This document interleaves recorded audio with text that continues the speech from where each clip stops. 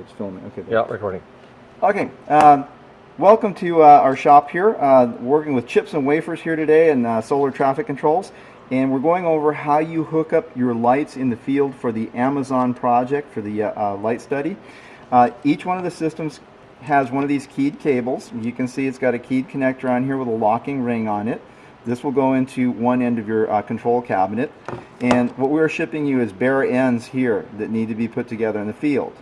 Now, these bare ends is just simple copper wire.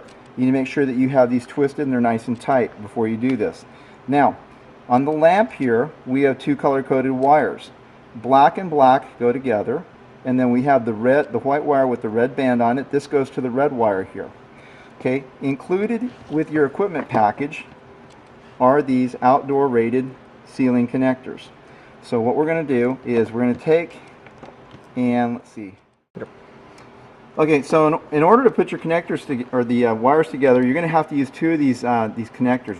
These are both silicone filled, so the thing is, once you slide the wires in and clamp down on them, you don't have to worry about moisture intrusion because these are outdoor rated. That silicone filling actually prevents the moisture from getting in there. Okay, so what you're going to want to do is go ahead and slide your wires in, and I've got the red wire there from the lamp, and then I'm going to take the white with the red here, and I'm going to slide that in here, and I'm going to go ahead and clamp that down and close it to make my connection. And oh, now see, this one missed here. You need to tug on these and make sure that it's actually locked in. So we're going to redo that one in a moment. Let's go ahead and do our black wire right now though. And so we're going to slide that in here. And it does have to go in quite a ways for it to lock in properly. So let me see if I can get that guy. Okay, that one went in deeper than the red one did. So I'm going to go ahead and clamp that down. And then again, I'm going to tug it and make sure that it's okay. Now, you'll do this on all of the lamps that you have out in the field there. And actually, I'll have to get a tool to open this one back up. But you can see this is the idea of what you're going to be doing to make your connections with the lamps you already have in the field. Go ahead and stop. Yep. Okay, so for our shop demo here, we've actually got our wiring tied into a little terminal block here. Of course, in the field, you'll use the outdoor rated connectors that we've already shown. What's going to happen is you have a 10-foot cable here, and again, this cable is all set up for outdoor use. Here's your cabinet unit. So everything that you need is already installed inside the cabinet for you. And just so you understand, this does have locking or the latching clasp there. In order to open the box, there's a push on the side of each one of these. You must push that in order to lift up. If you try without pushing it in, it's latched in. This is to keep you from accidentally flipping this open without thinking about it and having water or moisture get inside. Once you open the box, you're going to want to set this up by first hooking the battery connection here. This is a keyed connector, so there's no way that you can hook it up wrong. All of these have been hooked up and tested, and there we go. When you hook it up, you're going to see your information come up on the LCD screen here indicating that everything is powered up. And so we're going to have some more detail on this in a little bit. But right now what we're going to want to do also is, once we get set up at our location, we're going to want to take the keyed connector and hook that to this connector on the bottom of the box. Again, these are keyed mating connectors. There's only one way to hook them up, so there's no way to get this wrong. Simply insert this, and again, you have to find the key way. And once you have it in there, you start turning the lock ring and keep going until it snaps in. Now right now I have this turned on. Oh, there we go. I have it programmed, and actually you can see on the LCD screen here it actually says relay on, and I have it programmed for Friday at 21:04. This is actually going to run about 1 or 2 minutes right now is what I have this programmed for, but that's what you're looking for to see when this system is on. Now we do have a coin cell in it, and the coin cell backs up the real-time clock in it. So this way we're going to program all these. Let's see, we're in Arizona, so we're on Pacific time right now, so we have these programmed so it's 3 hours in advance. So that should line up with the time in Peru when it arrives. Now again, this is going to run for a little while here, and then it's going to go ahead and turn itself off. But we'll go more into that later on. Right now what we're going to look at is how do you remove the battery for recharging. Again, we have a keyed connector here, so we take that off. And when you need to remove the battery, you simply reach in here. You might have to push on the foam. This has a nice snug fit. Battery comes out. Got the connector assembly on it already, and this can be taken to the charger for recharging. We'll go over that in a little bit too. Go ahead and stop. Your PT724A clock. Okay, we're actually sending this out with the coin cell in it, so it actually should have a display that's pretty close to the actual time where you're at. You may have to make some adjustments when you get it. When you do, what you're going to do is you're going to push the set button here. And you can see we have set, enter, up, and down. So all of your programming is done with these 4 buttons. So if I go ahead and press the set button, it goes ahead and lets me look at different things that I want to set it to. Okay, so now in this case here I go back to the base screen. This is my standby screen, so I'm going to say set, and I want to set the time on this, so then I'm going to use the enter button there. Now I'll just go ahead and set this up for today's date, so you can see the cursor is flashing on the 1 right there now, the 01, which is going to be your month position. So we go ahead and start using the up button, and today is the 6th month, it's June, so I'm going to say enter. Now the cursor moves over here to flash under the 01, which is the day. So today is actually the 22nd, or the 23rd actually. So actually I'm going to use this and go backwards. So I'm going to use the down key to save the time of punching it all the way up to the 23rd. Enter. And now I'm going to put in the year, which is going to be 18. So I'm just going to use the up button for that.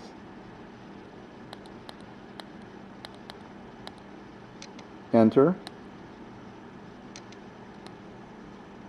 Oh, pushed the wrong one there.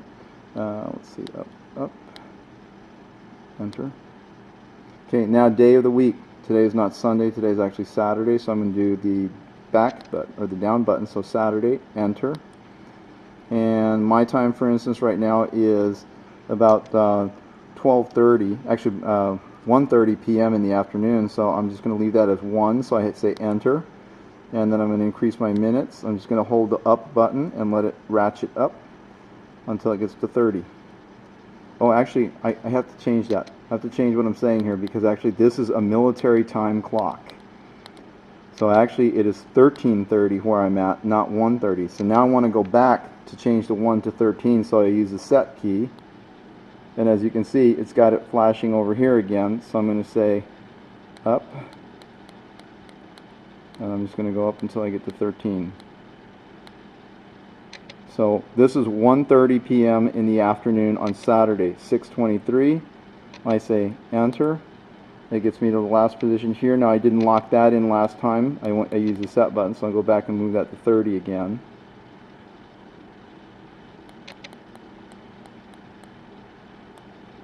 And then I say enter.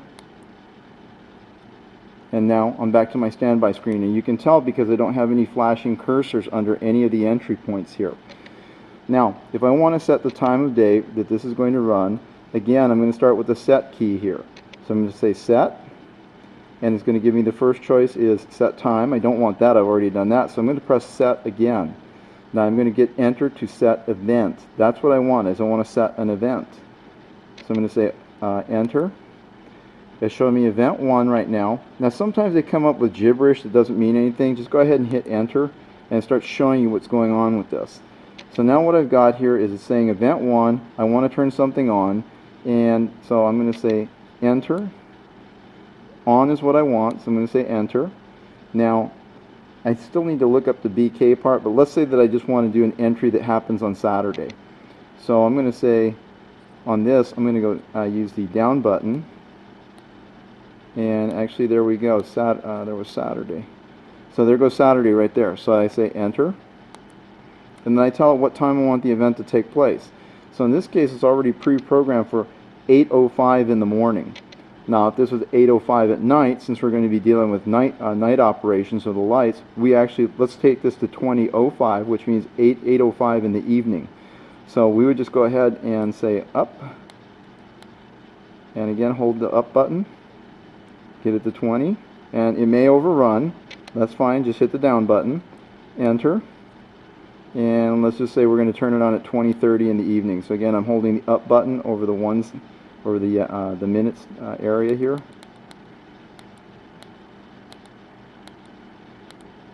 and I have that, so I say enter. Now it takes me over to the what's going to be the off step for that day too. So I'm going to say enter.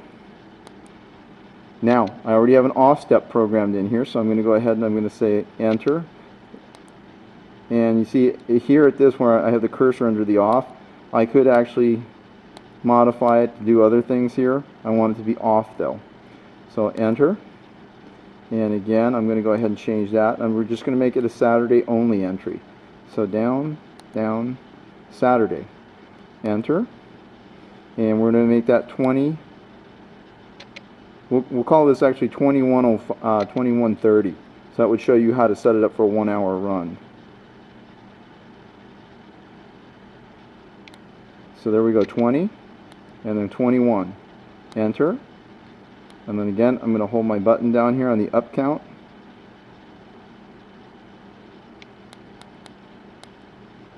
Okay. Actually, let's see. Hit enter.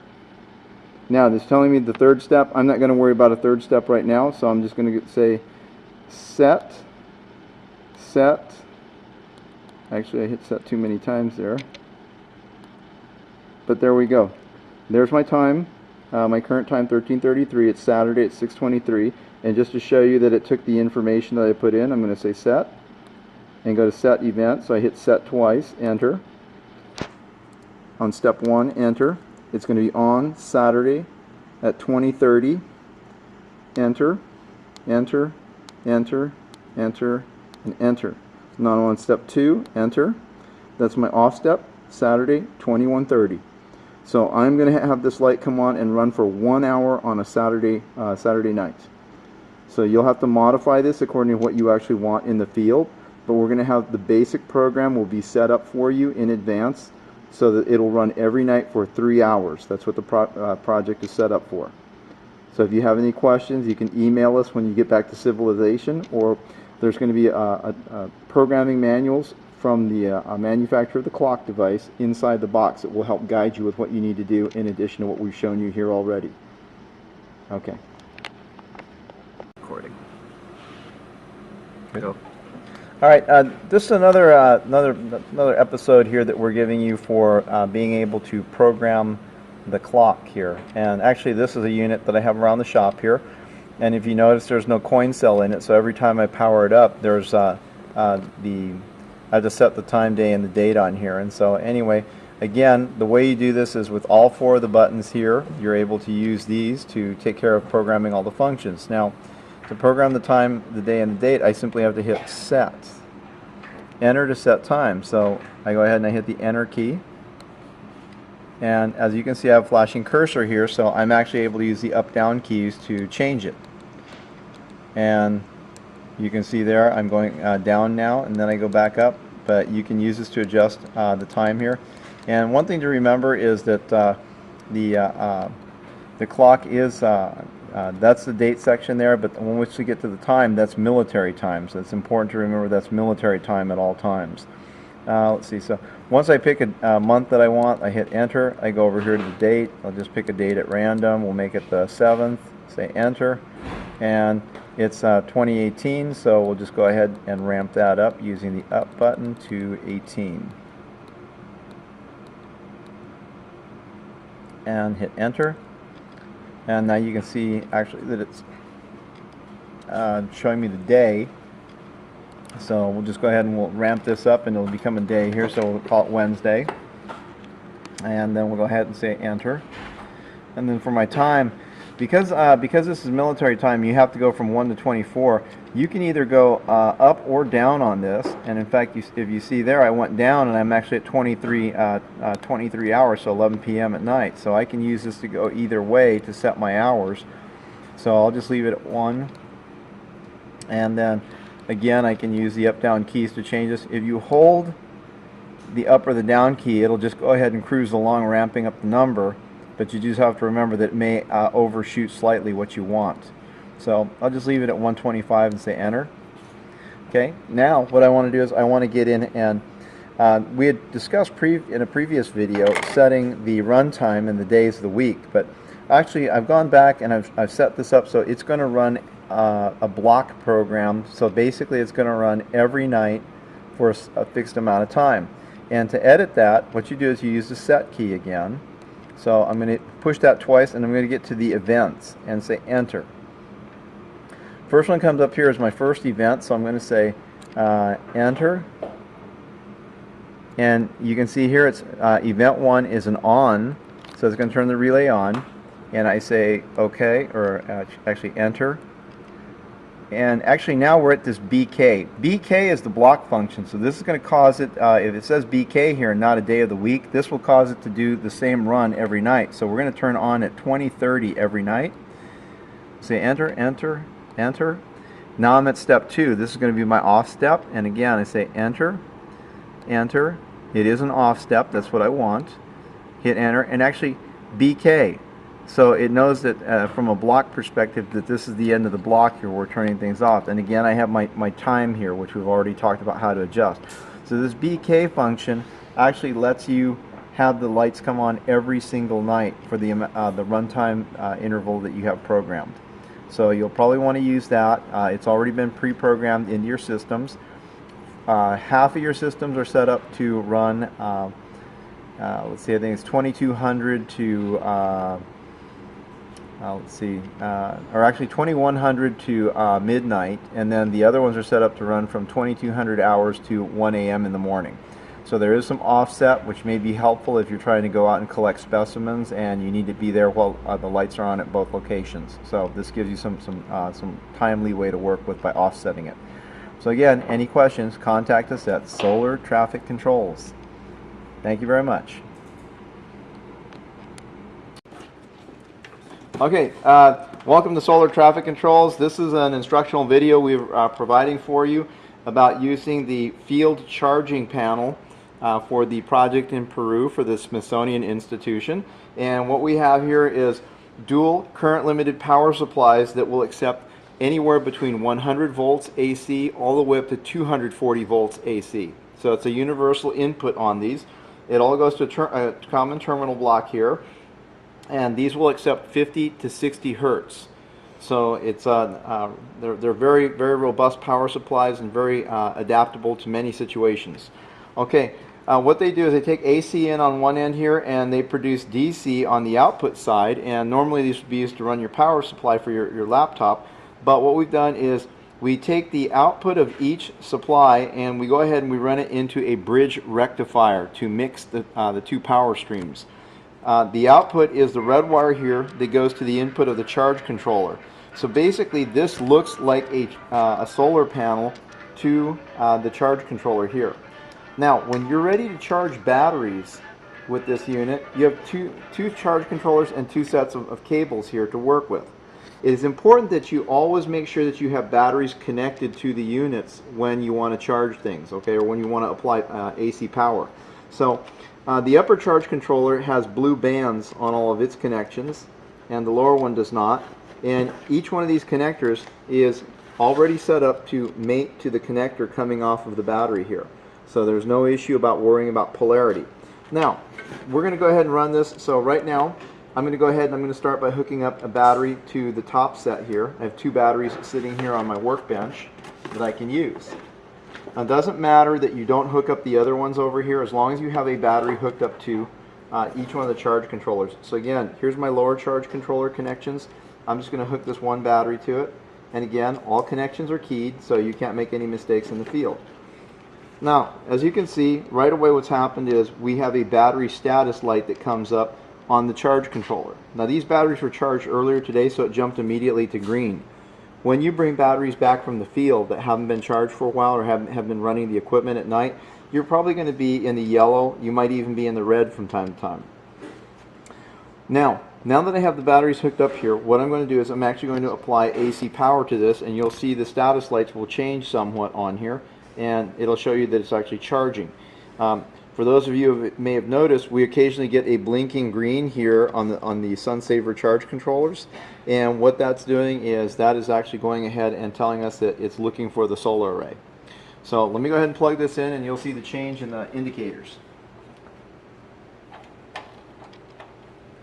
Okay, it's plugged in, and it takes a little bit of time for the power supplies to spin up, but you can see now I have a green status LED showing me that I have an input source to my controllers. And if you notice also, I have the flashing green on the battery, which means essentially these batteries are almost topped off. So typically that's what you're looking for when you run this on the generator, is that you want to run it until you see the flashing green on the batteries.